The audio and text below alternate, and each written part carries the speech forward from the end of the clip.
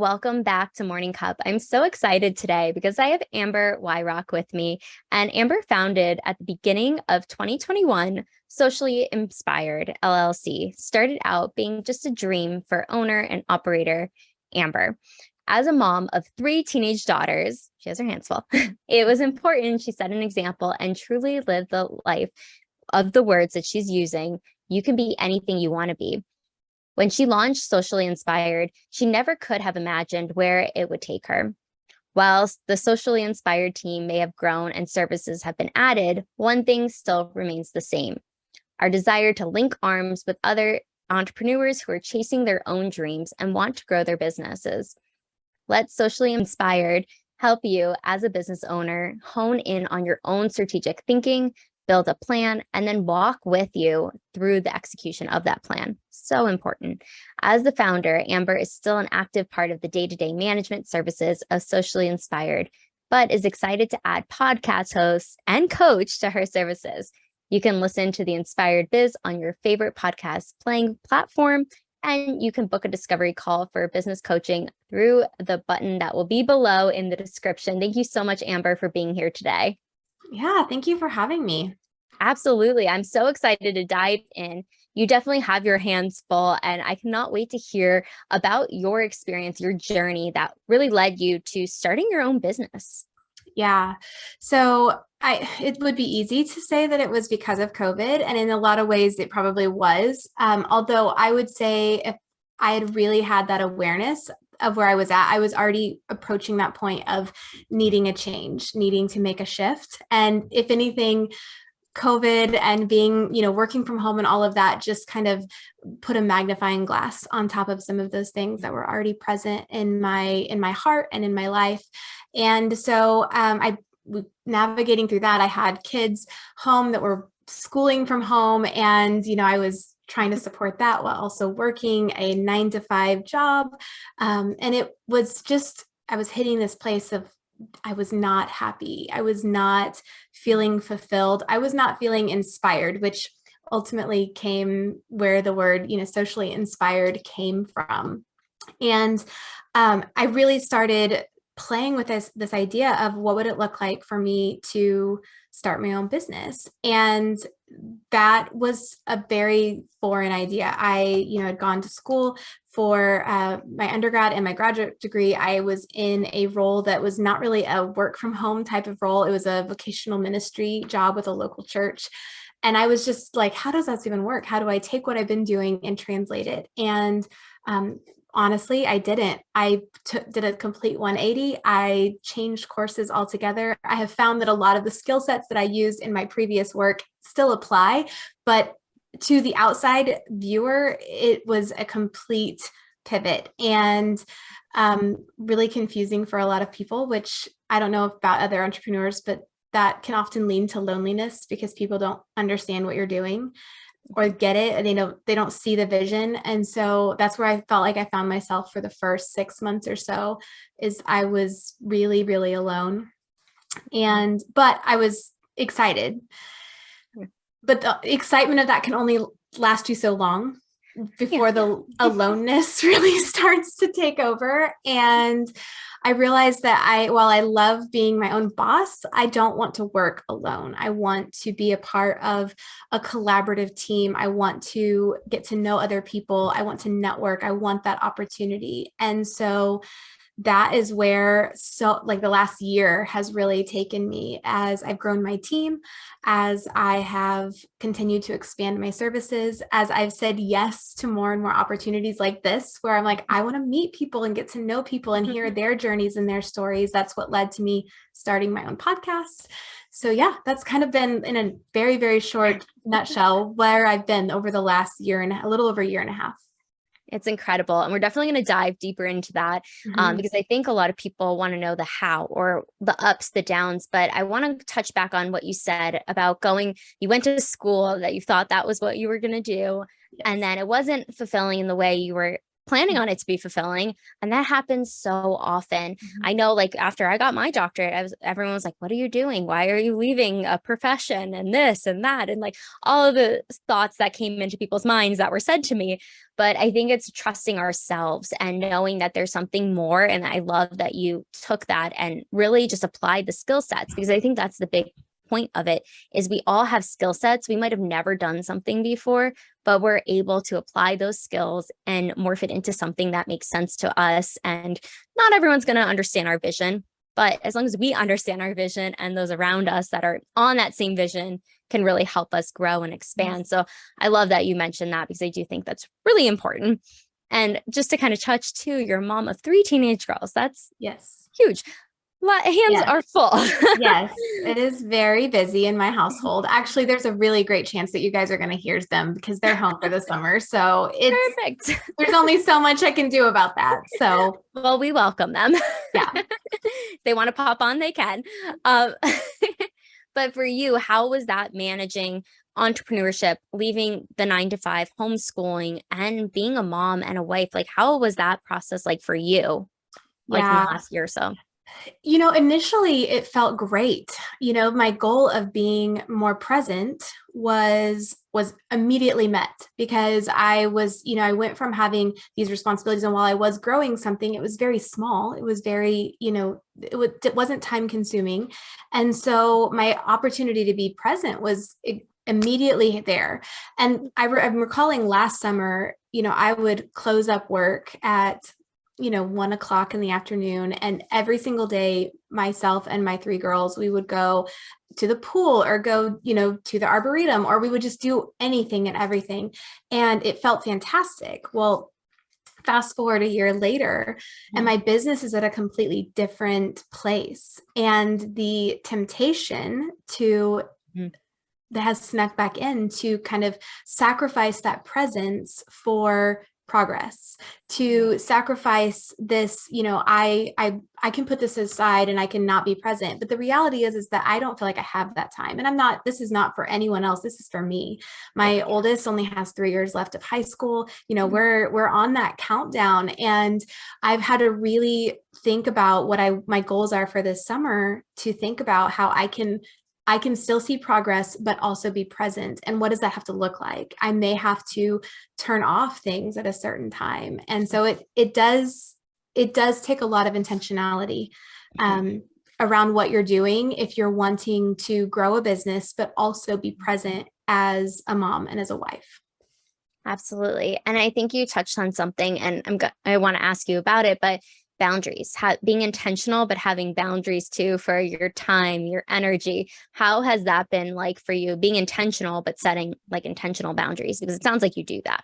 Oh yeah, I have to, and I have some really incredible clients, and they all, but I'm upfront from the get-go, hey, I am a mom, and it is important to me that continues to be a value. And so I actually just went a couple weeks ago, went on our first real like unplugged vacation in the time that I have been doing my own business. And it was so great. My team was managing things on this end of it. So I knew my clients were in great hands. They were cared for, and that created opportunity for me to be more present on our vacation, because I knew, if I had left before, even if I had told my clients, I'm out of here, I can't, I won't be able to respond, my brain, that mental load would have still been there. Right. And so being able to set down the mental load, or even rather hand off the mental load for that week, was so powerful. And that is what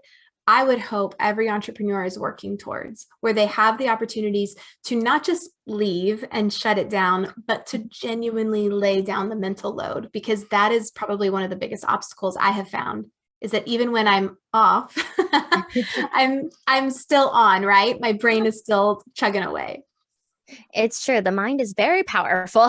Yeah. It is. It absolutely is. And being able to really manage that, I'm curious, because you do have a team. What was that process like, growing a team? So somebody who's been a solopreneur and they're in that track of like, okay, it's time to expand. Like, I can't keep this load anymore to myself. How have you been able to grow your team? So initially it was really hard, because I did not start out building the structures that I needed to sustain a team. And so I would tell you, if you are a solopreneur and you're listening to this, even if you're not sure you want to build a team, even if you're not positive that that will ever be in the cards for you, start building structures so that it is not just you. I had so much that I had in my brain that was not anywhere else other than in my brain. So when it came time to me handing things off, I had to really go through the process of getting it out of my brain onto paper digitally and being able to hand that over. And so one of the things that I actually coach a lot of my clients on is starting from the get-go, building a structure as if it's not going to just be you. You may not have a dream of having a team, and that is okay. But if you have those structures in place when you are ready for it, or if you get to that point, that is it's a much smoother process. I did not do that. So I was racing against time as my business was growing and as my team was growing. I was having to pull double duty to manage my onboarding clients and manage my onboarding team all at once. And it was not a pretty season. There was a couple months there where I was, oh man, my husband is a saint that he went through that with me and my kids too. But now I look at it and I realize, the SOPs that I needed to have in place, the structure I needed to have in place, the process for onboarding both clients and team, I could have built it from the beginning and it would have been much, much smoother.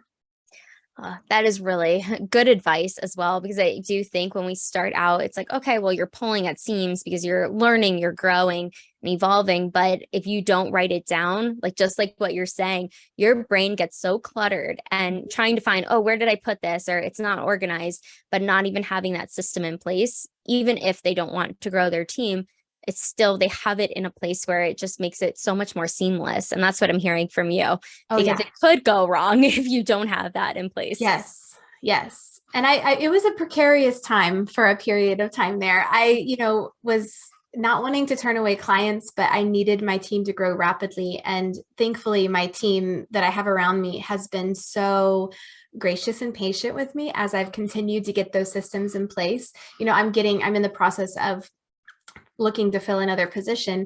And now they're going to onboard in a completely different world than where my first few teammates did.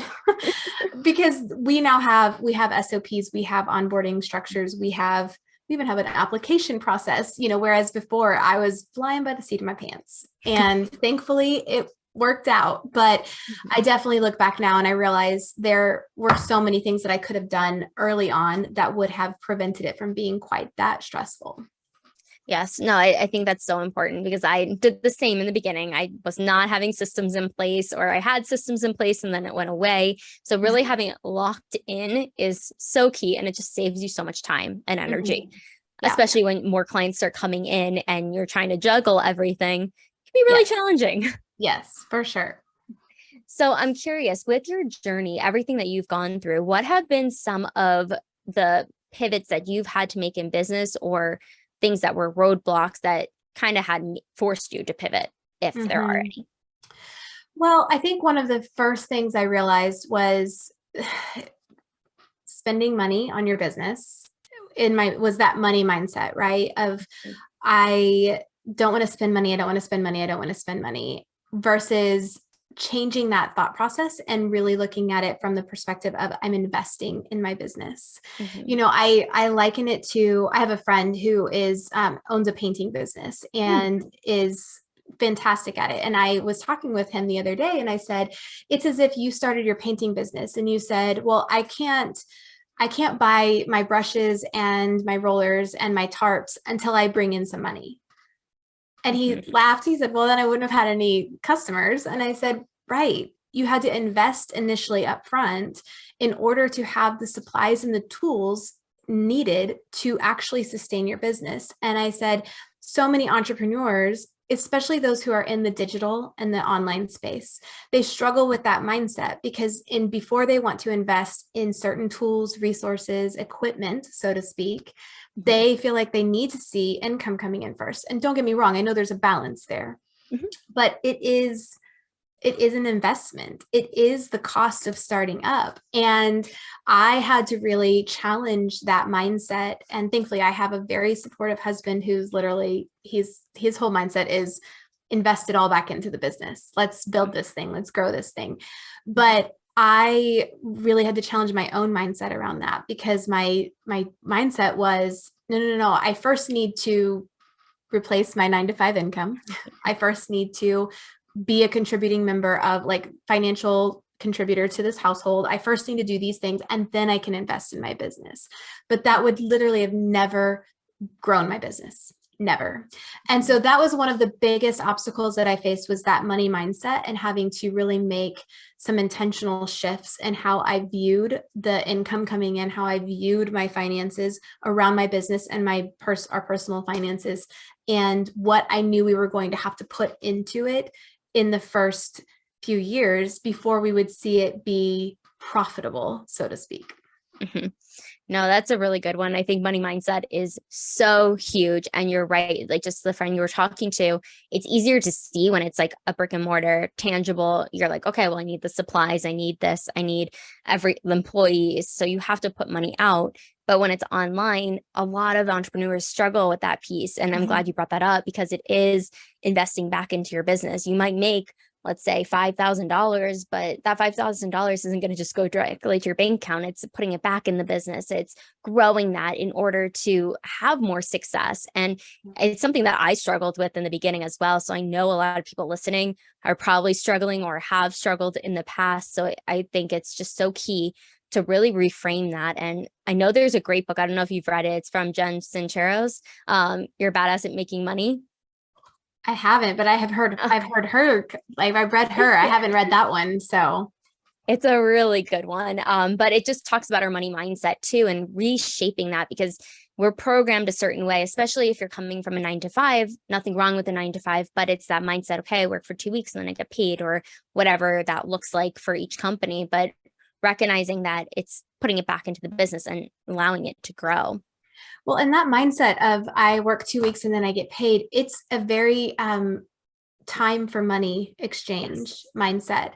And so when I started challenging my mindset around my income, I also stopped looking at it from, I spend this much time working, I get this many dollars. Right. I stopped viewing it that way. I started viewing it as, I'm investing this in here so that someday I'm not even thinking about what my hourly rate is, and that's what I realized, that it's ingrained in us when we go into the workforce, into our 9-to-5 world. It's ingrained in us that it's an even exchange. I'm exchanging time for money. Now, how much money you're receiving for your time might fluctuate from person to person, but that mindset is so ingrained in us that you almost have to, like, deconstruct it a little bit and realize that isn't actually how this has to work. I mean, someday I would love to not be exchanging any of my time for the income that I have coming in. That's the, right? The evergreen idea of having passive income. So there's some of those kinds of things where I'm really, trying to think through, why did I think that way? And what is my goal around this, as opposed to just, this is the autopilot that we're always on.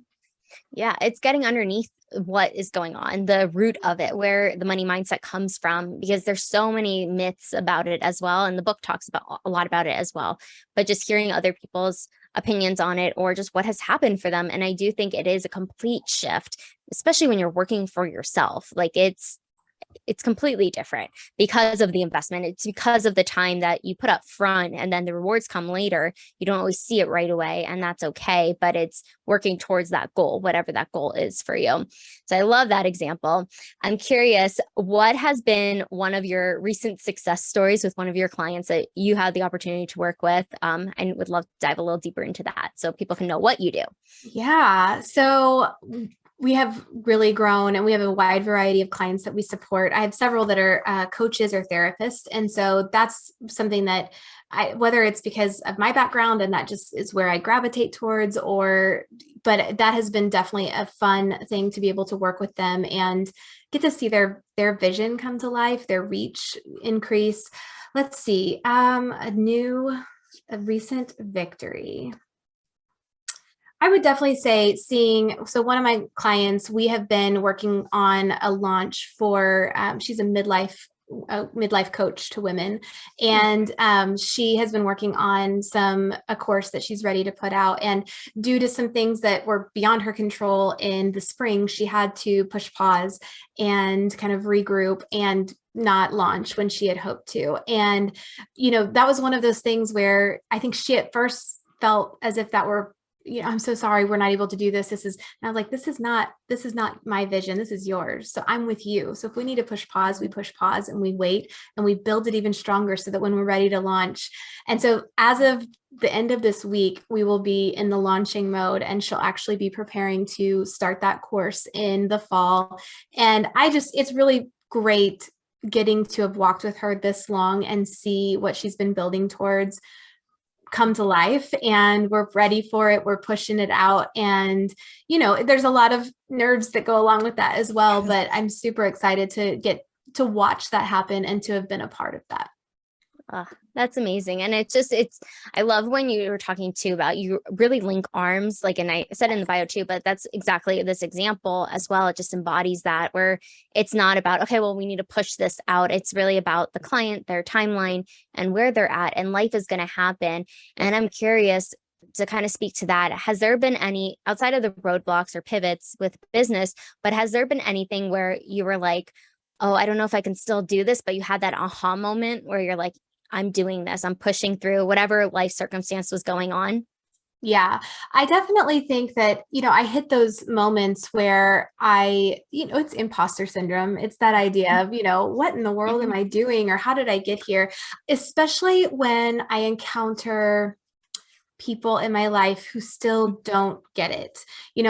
Early on, when I first left my role and I told people what I was doing, I actually got to the point where I stopped telling people what I was doing. It was easier for them to think that I was just going to stay at home and be a stay-at-home mom to my 3 daughters than for them to process what I was doing, starting a business.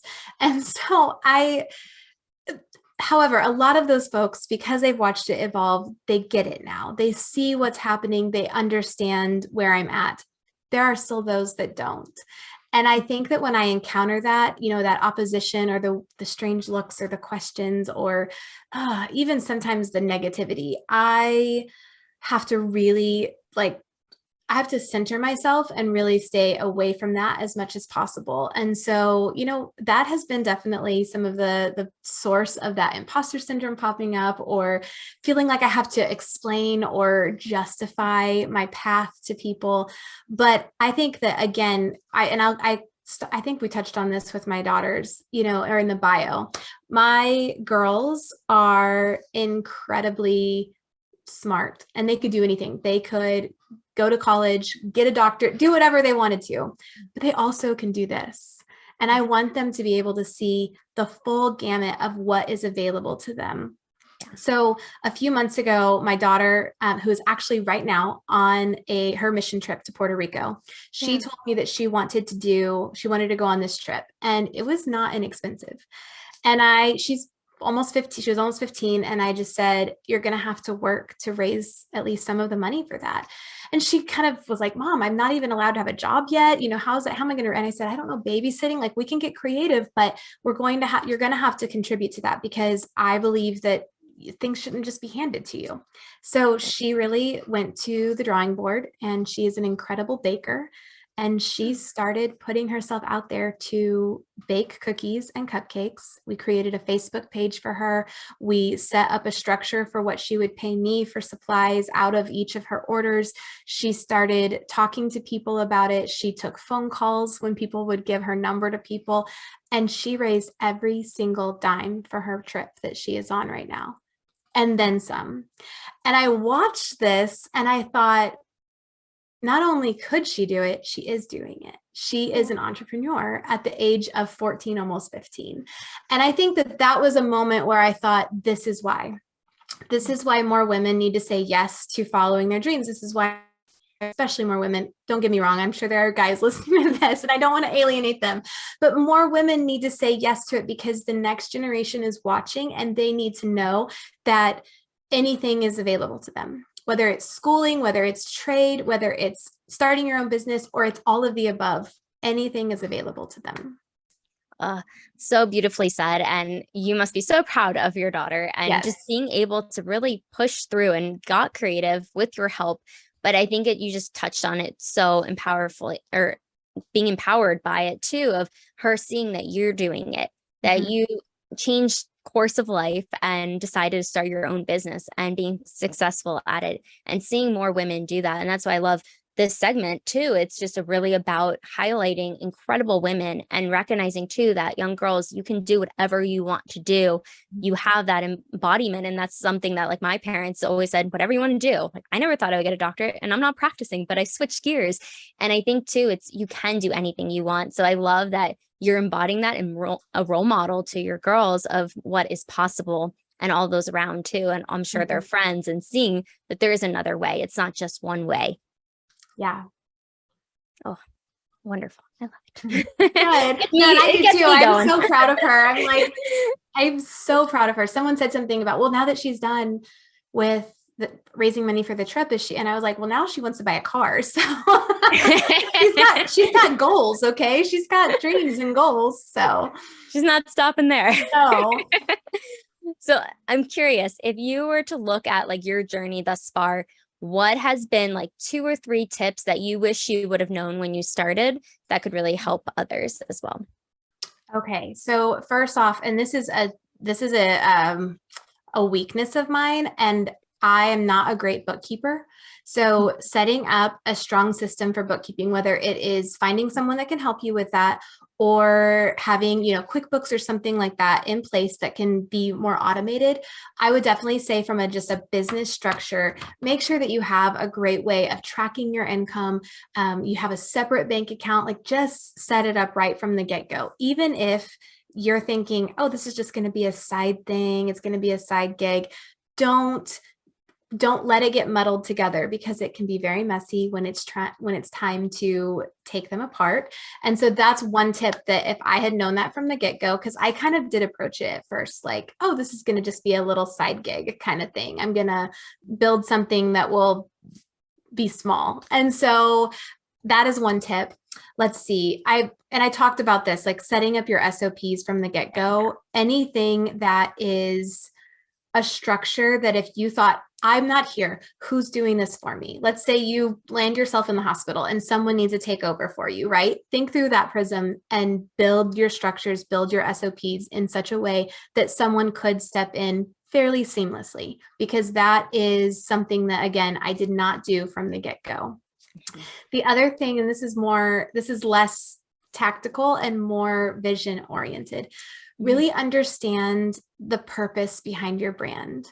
So I talk about this on my podcast and on my own social media, where if you are not connected to a deeper purpose, not to making money, not to, having more people on your team, not to having a certain number of clients, but really understanding your purpose, that's kind of your true north. And without that, you will find yourself so far off the path, and you're going to be over here doing stuff that you never really wanted to do. You're going to be way out of alignment with that. So really identify your purpose. For me, my purpose is I love helping people. I love seeing someone have a vision or a dream for their business and watching it come to life. The way their eyes light up, the way they get excited, that is my passion. That is my purpose. So anytime I start to feel like I'm diverting off of that, I bring myself back into alignment with my true north. So as a business owner, as a brand operator, as someone who is starting a business, really know that you have a purpose-driven brand and that it is feeding and informing everything that you do. Oh, those are fantastic tips. And I do agree the last one is really important too, because it's not losing sight and it has to be deeper, the why, like Simon Sinek talks about all the time, of just understanding the deep-rooted why of we're doing things, because we might not want to get out of bed one day, but knowing that there's a bigger purpose. So I love that you put that in there too, because I think it's super vital. Yeah. And I've been having such a great time with this conversation. We're going to jump into the rapid fire questions if you're ready for them. I'm as ready as you can be. So. Fair enough. Fair enough. The first question is, who is your hero? My mom, hands down. She is the strongest woman I have ever met. And I aspire to be like her in every way. Oh, well, she raised an incredible daughter and you're doing the same. That's amazing. What motivates you to work smarter? I definitely recognize that I don't want to keep exchanging time for money. So if I can find ways to refine my structures and my processes, that's my motivation right now. Is I don't, I want to work smarter, not harder. So really thinking about how I can be more intentional. I can offload things that other people can do that I don't need to be doing. And so that's really the big motivator for me, is building a structure where it's not just an exchange of time for money. Mm-hmm. That's important. I definitely think we all need to focus on that as well, where we're not trading time for money. So we can be more present, like you said in the beginning as well. Mm-hmm. So if you were a superhero, what would be your powers or power? Well, ironically, I think I would add more time to the day. I think that's probably the only thing I come up against. Sometimes I look up and I'm like, oh my gosh, it's already, 4 p.m. And so that would probably be my superhero, or like super speed. I don't know, something like that. Yeah. Then you get done faster, Right. I love those. Those are good ones. If you were to have a meal, like share a meal with 4 individuals, living or dead, who would they be? Oh, okay. Well, my 4 favorite people, my 3 daughters and my husband. I love them, and that's who I would want to sit around a table with. Oh, that's beautiful. I like that. What is the most daring thing you've ever done? Well, I think completely leaving behind my training and my job and starting a business that is like 180-degree pivot probably is the definition of the daring. So I definitely, I don't even, sometimes I look back and I think, what possessed me to do it? And I don't even know if I can put my finger on it, but that is definitely the most daring thing I've done. That is very daring, and it's working out. Yes, it is. What is the phone app that you use the most? Trello. Hands down. I am on, because I use Trello for my own project management and then also for my team. That's how we all collaborate and manage the different projects. So I am on Trello a lot. That makes sense. It's a really good app. It definitely keeps everybody organized and the team. Yes. What is the last book that you've read? Pivot to Purpose by Kristen Boss. So I followed Kristen. Actually, she's a huge part of me making the leap that I did. I started listening to her podcast during COVID. I would go on walks, and that was one of the big things I listened to is podcasts. And I just fell in love with her podcast. And she's a coach specifically for network marketers, for those that are in like MLMs. And personally, that wasn't necessarily the path for me, but her message is so powerful and so amazing, and talking about really eliminating the hustle culture. That hustle culture is so just tears us down, and it creates this almost impossible, non-sustainable idea. And so she has a book that came out in April, and I picked that up, and that was the one I just finished reading, actually on the beach while I was on vacation. So it's a perfect combination. It was perfect. Oh my gosh, that sounds so relaxing. It was amazing. Yes. So if you were to have a movie about your life thus far, who would play you? Oh my goodness. I'm so out of touch with who even are actors anymore. My first thought is Julia Roberts, but I don't even know if she still does any acting. I am really, really bad at the whole TV entertainment industry thing. So Julia Roberts, that's who I would say. Well, she's a phenomenal actress, so I think she is. What is your favorite family recipe, whether it's traditional or you just like making it as a family? Man, probably my pot roast, it's a favorite. It's, comfort food at its best for sure. And then of course, I make the mashed potatoes to go along with it. And it's glorious. So Oh, that sounds delicious, especially yeah. like a cold day. It's perfect. Yes. It's not right now. It would be horrible right now, but yes, it gets Fair chilly enough. again. And if you had to describe yourself as an animal, like personality type, style, what animal would you be? Oh my goodness. What animal would I be? What is an animal that's like never still? Oh, that's a good question. I would say like the first thing that came to my mind was like a kangaroo. I feel like that's probably one of my biggest is that even if my body is still, my brain is not still. So I feel like whatever animal would never stops moving, that would probably be me. That's fair. Another one came a fish. So always like, Oh swim. yeah, they always just keep swimming. Yeah, that is probably accurate. So if you were to look at your day off where you're not working, you're not with clients, Mhm. what is your favorite way to spend that day off? So that's usually Sundays. Saturdays are often, but there's still some things that have to be managed on Saturdays. But Sundays, I actually I don't schedule for my clients on Sundays. That is one of my boundaries. And so we try to keep that as screen free as possible.